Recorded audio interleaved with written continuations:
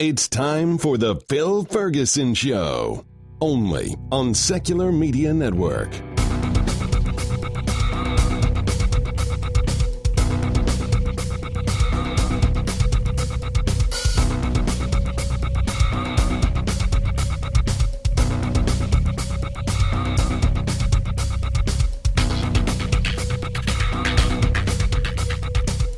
Well, hello everybody. This is Phil Ferguson, and you are listening to the Phil Ferguson Show. This is show number 163. It is April of 2015. I am so delighted that you have joined me. Unfortunately for me, here in Champaign, Illinois, the temperature has fallen and we have a chance of snow. Yes, that's right. April snow. Surprise. Probably not going to be much, and of course it'll melt within minutes. Unless, unfortunately, you're driving at the moment that it decides to snow. Well, I just got back from LogicCon in Fayetteville, Arkansas. Had a great time there. Another nice regional/local conference. People from all over Arkansas, Little Rock, Fayetteville, Southern Missouri, Kansas, Oklahoma, and, of course, people from farther away, including myself from Illinois. Had a nice 8 to 9 hour drive down there and back. It was pretty neat. On the way back, I had a tailwind, and so the new Prius that I bought, that I told you about an episode or two ago, averaged 60 miles per gallon on the way back. Unfortunately, on the way there, I was driving into about a 30 mile per hour wind and only got 43. But, you know, them is the brakes. It's just like driving a whole lot faster. Wind resistance matters. Coming up, of course, later in this month, at the very end of April, in the first week of May, I will be on a speaking tour in Southern California. So if you are in Southern California or can get to it, please feel free to stop by. The first thing I will do on April 30th, I will be at the Free Thought Alliance Conference in Los Angeles. And then I have a couple of days to maybe visit or see sites in Southern California. And on the 4th, May 4th, I will be giving a talk in San Luis Obispo. I think I pronounced that right. And the 5th, I'll be up towards San Francisco at a group called Contra Costa. And then I think the 6th is actually San Francisco Atheists. And then I drive back to L.A. To give a talk in Santa Monica on the 7th. And the penultimate event, the final event, is on the 8th. It's a joint event between LA Sunday Assembly and Los Angeles CFI, and that will be Sunday night, 6 or 7 o'clock. I have the details somewhere, but didn't have it handy. It's a month away, but I've still got planning to do and plans to make, and I've got to book hotels and flights, so I've got a lot of work to do, so good fun with that. Of course, also in May, which at this point I won't be going to, is Nexus in New York.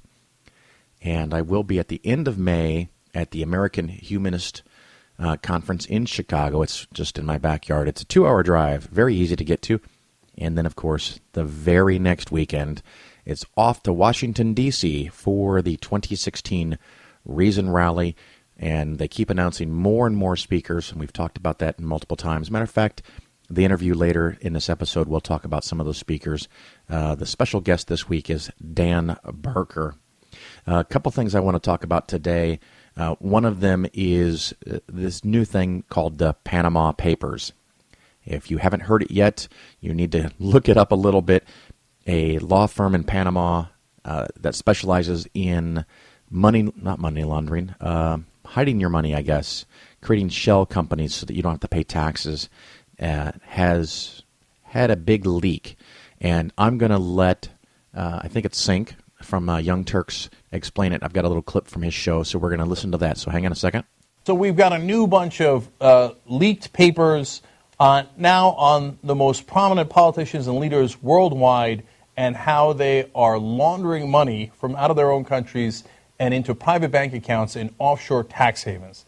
And these leaks are devastating. So first, journalists from more than 80 countries have been reviewing 11.5 million files leaked from the database of Mossack Fonseca. That's the world's 4th biggest offshore law firm.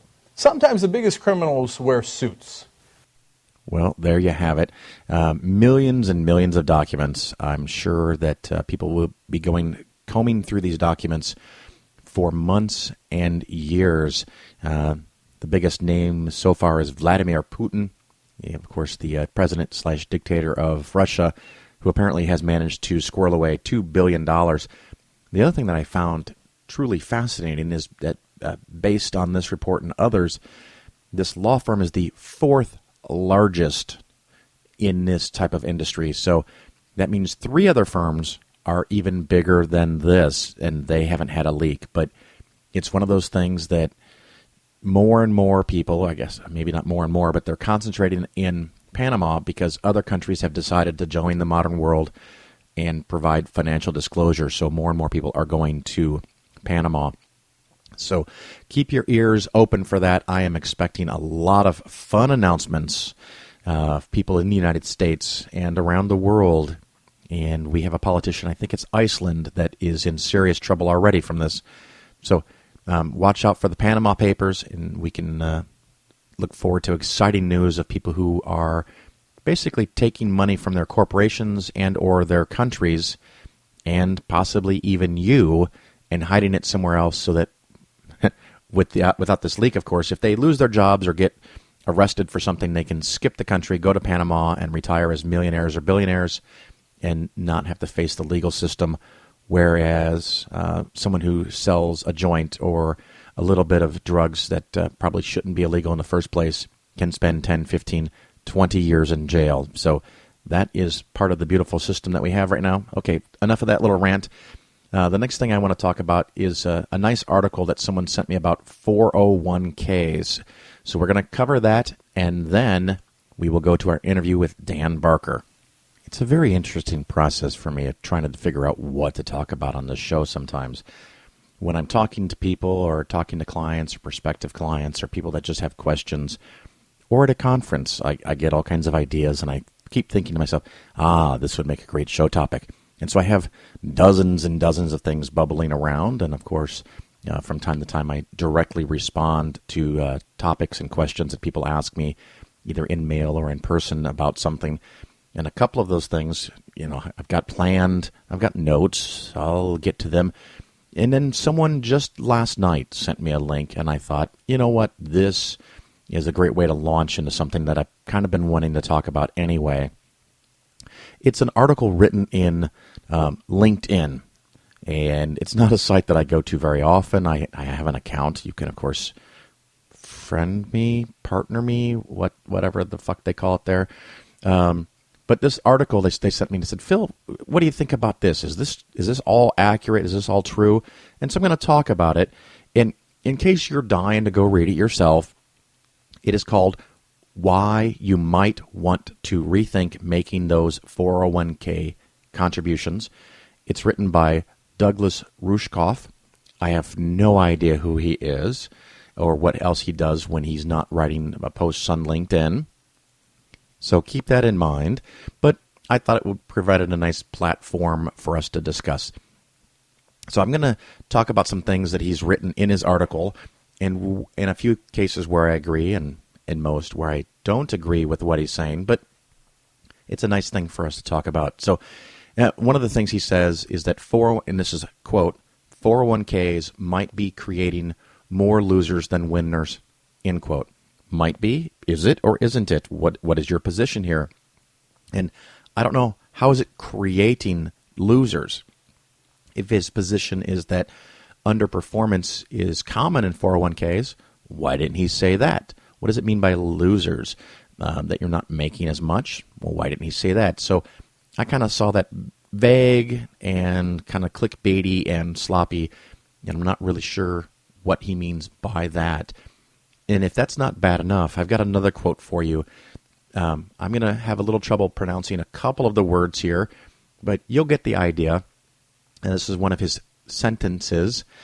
Quote, the rise of the 401k and the concurrent decline in pensions emerged at a propitious moment in American history when a strain of free market fundamentalism has seeped from the Goldwater and Friedman fringes of the Republican Party into the techno-libertarian mainstream, end quote. What the fuck? I'm not really sure. Well, not sure. I have no idea what that even fucking means. And maybe you could explain it to me, because I don't know everything about stuff, and when they start throwing out techno-libertarian babble, I really often don't know what that means. Maybe it's just I'm not politically savvy enough, but if I don't get it, I'm imagining a whole lot of the readers who he's trying to insult don't get it. So that just kind of seemed like a long stream of verbal masturbation. Between 1979 and 2012, pension enrollment rates dropped from 28% to 3% of employees. Now, it's curious the way he phrased that, and this one he actually did give a link, and I went and checked that out, and it's mostly true. And it's one of those things that it's not that fewer people have chosen to go into their pension. Fewer and fewer companies offer pensions, and to 28% only in 1979 is about 1/4 of people, and now it's 3% of people, obviously. A big decline, and that's, of course, over 33 years. And it's something that's been expected. It's been predicted. Everyone knew this was going to happen because with a 401k, the company puts in a fixed amount of money or a fixed percentage based on what you put in, and then they're off the hook. There have been companies that have had troubles with pensions, so there's no guarantees in any of this stuff, and even some government agencies now are trying to cut pensions to people that they've promised for decades, generations even. And then he goes on to further add, quote, managing and monitoring retirement savings accounts requires a degree of financial acumen that is simply beyond the average person, end quote. I completely disagree. I don't think it's beyond the average person. They may not currently know how to do it. They may not be thinking about how to do it.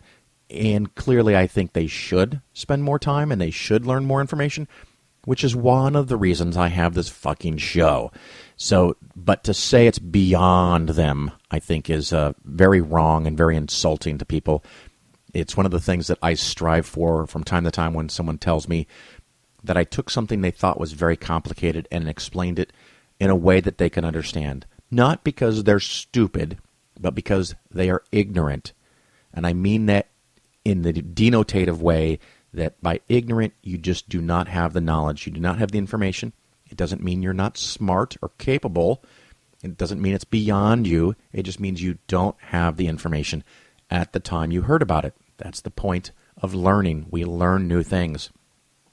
There are many, many things that I am ignorant about. So anyway, we go on. Then his article talks about AARP, AARP, and again he gave a link, which I love when stories do this, especially written stories. And in that document from AARP, it says that 7 in 10, 71%, are not aware of the fees, not aware that they pay fees to their 401k plan provider to maintain their account. It just depends on how you word the question, but it is something that I see very common. And even when people will talk to me, they say, well, sure, I have an advisor, but I currently don't pay anything. Of course you do. You're the investor. You're the customer. You always pay for everything. That's how it works. The company and or the person that is selling you things who you think maybe works for you, which they don't, especially if you think it's free, you should always be aware of anything that you get for free. They all have to get paid, and they get paid out of your investment accounts. So keep that in mind. If you don't know what you're paying, find out. If you think it's free, it's not. And when you think it's free, odds are you're probably paying more than you could if you actually just paid for the service. The article then goes on to talk about a professor, and it's Professor Bodie, and he quotes him a couple of times in the article and actually referenced some work that he's done, which I went and looked up.